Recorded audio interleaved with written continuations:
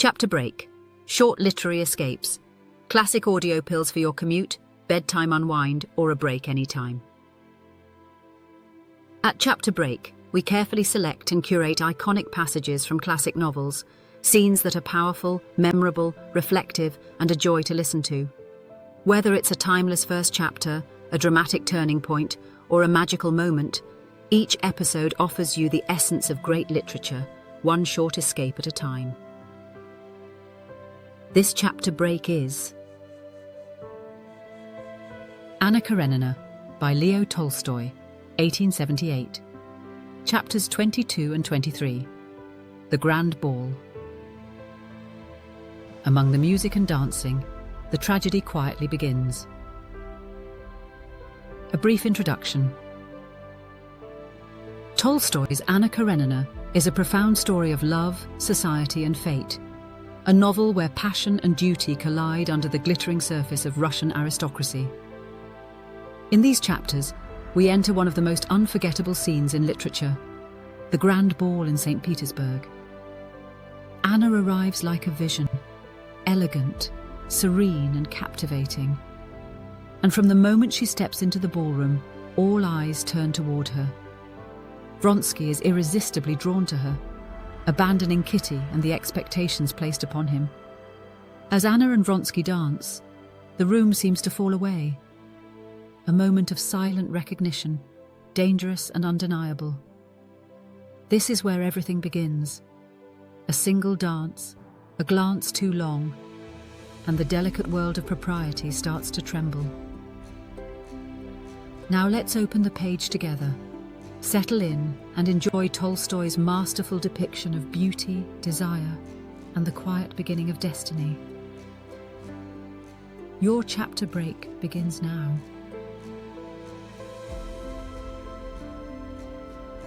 Chapter 22. The ball was only just beginning as Kitty and her mother walked up the great staircase, flooded with light and lined with flowers and footmen in powder and red coats.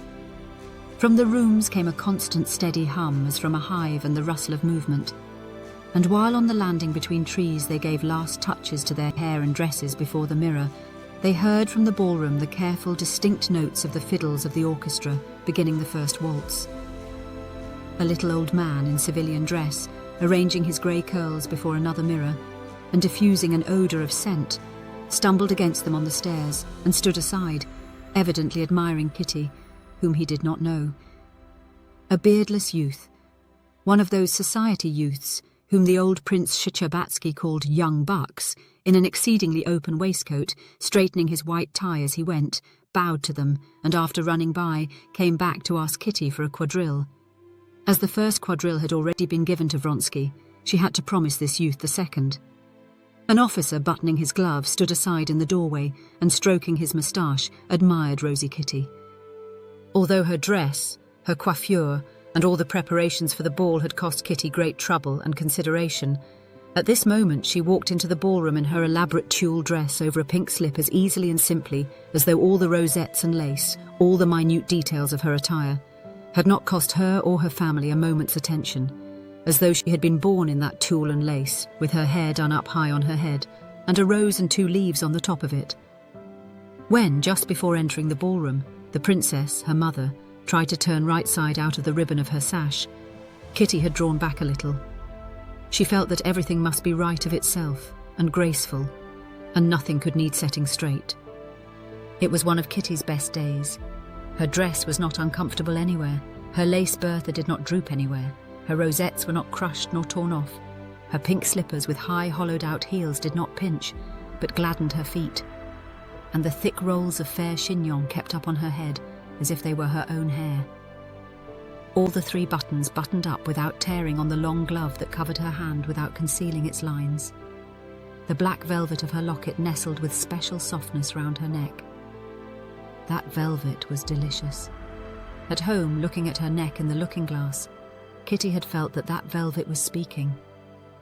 About all the rest there might be a doubt, but the velvet was delicious. Kitty smiled here too at the ball, when she glanced at it in the glass. Her bare shoulders and arms gave Kitty a sense of chill marble, a feeling she particularly liked.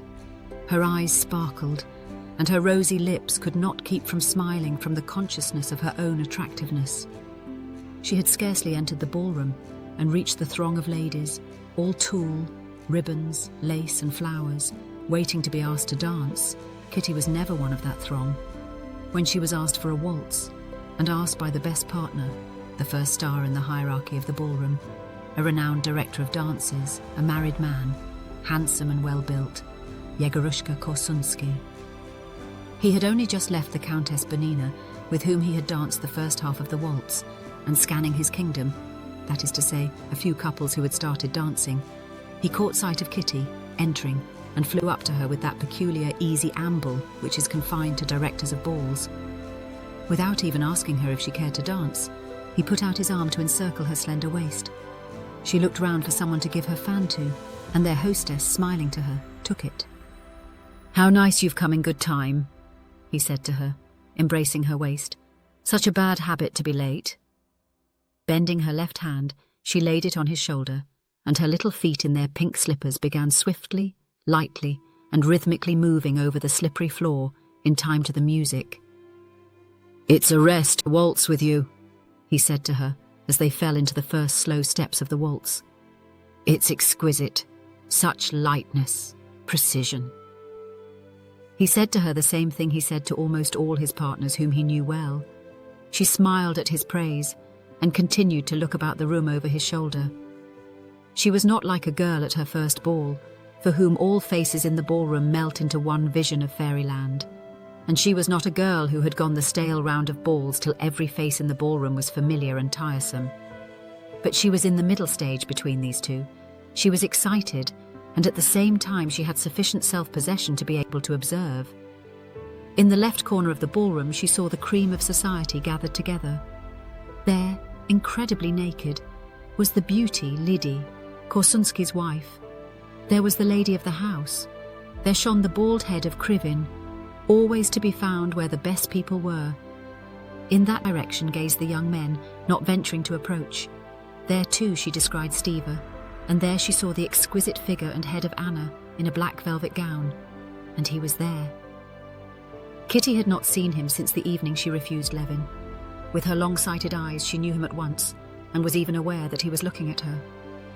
"Another turn, eh? You're not tired?" said Korsunsky, a little out of breath. "No, thank you." "Where shall I take you?" "Madame Karenina's here, I think. Take me to her." "Wherever you command." And Korsunsky began waltzing with measured steps straight towards the group in the left corner, continually saying, "Pardon, mesdames, pardon, pardon, mesdames," and steering his course through the sea of lace, tulle and ribbon, and not disarranging a feather.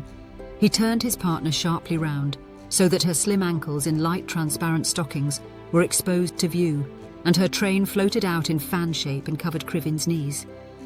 Korsunsky bowed, set straight his open shirt front, and gave her his arm to conduct her to Anna Arkadyevna. Kitty flushed, took her train from Krivin's knees, and, a little giddy, looked round, seeking Anna. Anna was not in lilac, as Kitty had so urgently wished, but in a black low-cut velvet gown, showing her full throat and shoulders, that looked as though carved in old ivory, and her rounded arms with tiny, slender wrists. The whole gown was trimmed with Venetian guipure. On her head, among her black hair, her own, with no false additions, was a little wreath of pansies, and a bouquet of the same in the black ribbon of her sash among white lace. Her coiffure was not striking. All that was noticeable was the little wilful tendrils of her curly hair that would always break free about her neck and temples. Round her well-cut, strong neck was a thread of pearls. Kitty had been seeing Anna every day. She adored her and had pictured her invariably in lilac, but now seeing her in black, she felt that she had not fully seen her charm. She saw her now as someone quite new and surprising to her. Now she understood that Anna could not have been in lilac, and that her charm was just that she always stood out against her attire, that her dress could never be noticeable on her.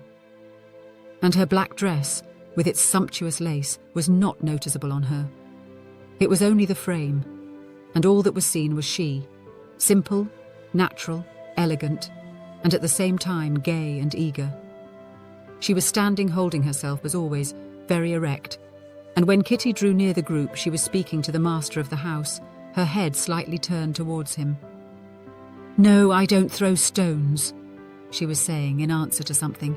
"Though I can't understand it," she went on, shrugging her shoulders, and she turned at once with a soft smile of protection towards Kitty.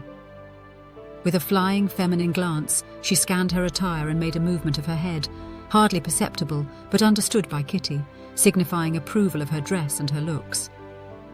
"You came into the room dancing," she added. "This is one of my most faithful supporters," said Kosunsky, bowing to Anna Arkadyevna, whom he had not yet seen.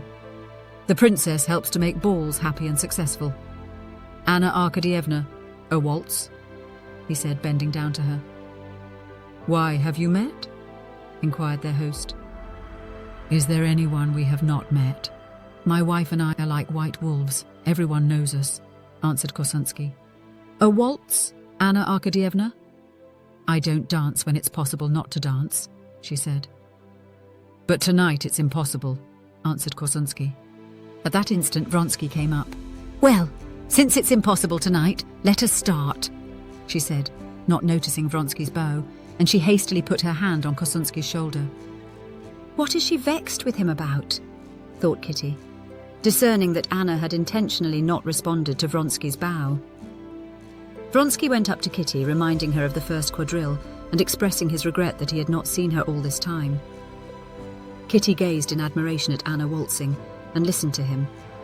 She expected him to ask her for a waltz, but he did not, and she glanced wonderingly at him.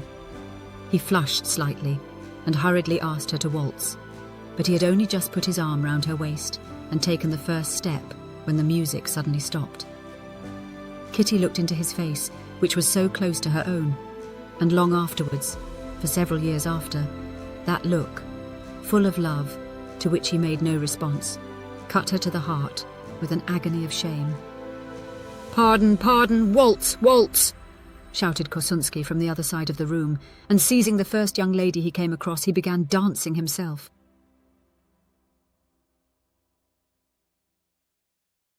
Chapter 23. Vronsky and Kitty waltzed several times round the room. After the first waltz, Kitty went to her mother, and she had hardly time to say a few words to Countess Nordston when Vronsky came up again for the first quadrille. During the quadrille, nothing of any significance was said. There was disjointed talk between them of the Kosunskys, husband and wife, whom he described very amusingly as delightful children at 40, and of the future town theatre. And only once the conversation touched her to the quick, when he asked her about Levin, whether he was here, and added that he liked him so much. But Kitty did not expect much from the quadrille. She looked forward with a thrill at her heart to the mazurka. She fancied that in the mazurka everything must be decided. The fact that he did not during the quadrille ask her for the mazurka did not trouble her. She felt sure she would dance the mazurka with him, as she had done at former balls, and refused 5 young men, saying she was engaged for the mazurka. The whole ball up to the last quadrille was for Kitty an enchanted vision of delightful colours, sounds and motions. She only sat down when she felt too tired and begged for a rest. But as she was dancing the last quadrille with one of the tiresome young men whom she could not refuse, she chanced to be vis-à-vis with Vronsky and Anna. She had not been near Anna again since the beginning of the evening, and now again she saw her suddenly quite new and surprising.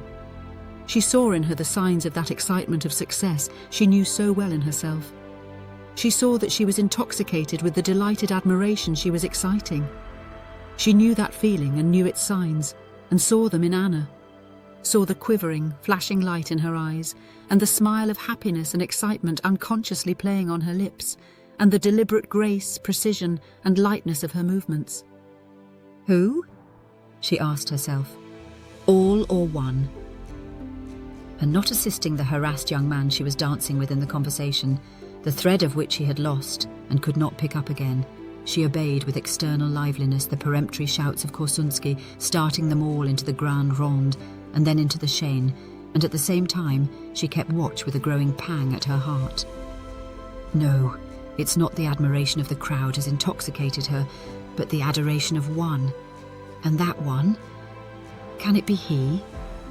Every time he spoke to Anna, the joyous light flashed into her eyes, and the smile of happiness curved her red lips. She seemed to make an effort to control herself, to try not to show these signs of delight, but they came out on her face of themselves. But what of him? Kitty looked at him and was filled with terror. What was pictured so clearly to Kitty in the mirror of Anna's face she saw in him? What had become of his always self-possessed, resolute manner and the carelessly serene expression of his face?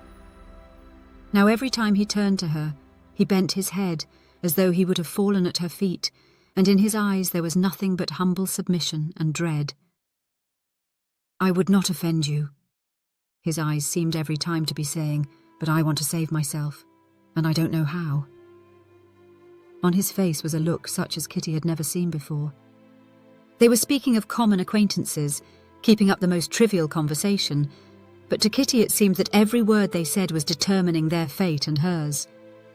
And strange it was that they were actually talking of how absurd Ivan Ivanovich was with his French, and how the Aletsky girl might have made a better match, yet these words had all the while consequence for them, and they were feeling just as Kitty did. The whole ball, the whole world, everything seemed lost in fog in Kitty's soul. Nothing but the stern discipline of her bringing up supported her and forced her to do what was expected of her. That is, to dance, to answer questions, to talk, even to smile. But before the mazurka, when they were beginning to rearrange the chairs and a few couples moved out of the smaller rooms into the big room, a moment of despair and horror came for Kitty. She had refused 5 partners, and now she was not dancing the mazurka. She had not even a hope of being asked for it, because she was so successful in society that the idea would never occur to anyone that she had remained disengaged till now. She would have to tell her mother she felt ill and go home, but she had not the strength to do this. She felt crushed. She went to the furthest end of the little drawing room and sank into a low chair. Her light, transparent skirts rose like a cloud about her slender waist. One bare, thin, soft, girlish arm, hanging listlessly, was lost in the folds of her pink tunic. In the other she held her fan, and with rapid, short strokes fanned her burning face. But while she looked like a butterfly, clinging to a blade of grass, and just about to open its rainbow wings for fresh flight, her heart ached with a horrible despair. But perhaps I am wrong, perhaps it was not so. And again she recalled all she had seen. "Kitty, what is it?" said Countess Nordston, stepping noiselessly over the carpet towards her. "I don't understand it." Kitty's lower lip began to quiver. She got up quickly. "Kitty, you're not dancing the mazurka?" No, said Kitty in a voice shaking with tears. "He asked her for the mazurka before me," said Countess Nordston, knowing Kitty would understand who were he and her. She said, "Why, aren't you going to dance it with Princess Shtcherbatskaya?" "Oh, I don't care," answered Kitty. No one but she herself understood her position. No one knew that she had just refused the man whom perhaps she loved, and refused him because she had put her faith in another. Countess Nordston found Korsunsky, with whom she was to dance the mazurka, and told him to ask Kitty. Kitty danced in the first couple, and luckily for her she had not to talk, because Korsunsky was all the time running about directing the figure. Vronsky and Anna sat almost opposite her. She saw them with her long-sighted eyes, and saw them too close by when they met in the figures, and the more she saw of them, the more convinced was she that her unhappiness was complete. She saw that they felt themselves alone in that crowded room, and on Vronsky's face, always so firm and independent, she saw that look that had struck her, of bewilderment and humble submissiveness, like the expression of an intelligent dog when it has done wrong. Anna smiled, and her smile was reflected by him. She grew thoughtful, and he became serious. Some supernatural force drew Kitty's eyes to Anna's face. She was fascinating in her simple black dress. Fascinating were her round arms with their bracelets. Fascinating was her firm neck with its thread of pearls. Fascinating the straying curls of her loose hair. Fascinating the graceful, light movements of her little feet and hands.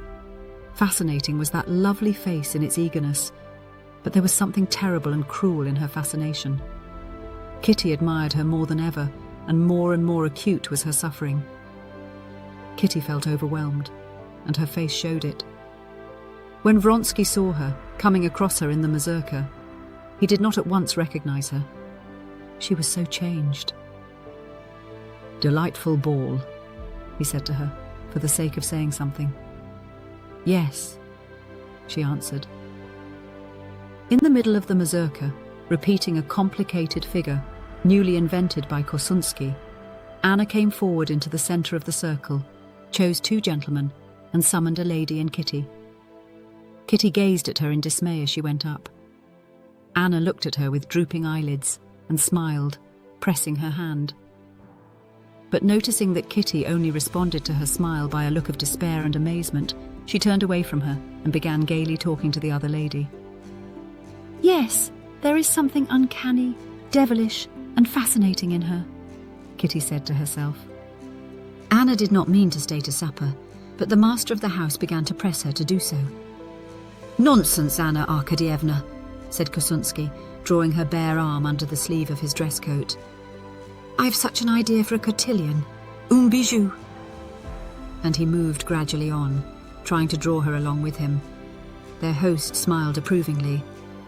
"No, I am not going to stay," answered Anna, smiling. But in spite of her smile, both Kosunsky and the master of the house saw from her resolute tone that she would not stay. "No. Why, as it is, I have danced more at your ball in Moscow than I have all the winter in Petersburg," said Anna, looking round at Vronsky, who stood near her. "I must rest a little before my journey." "Are you certainly going tomorrow, then?" asked Vronsky.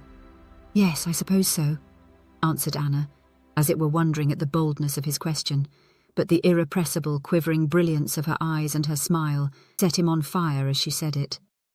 Anna Arkadyevna did not stay to supper, but went home.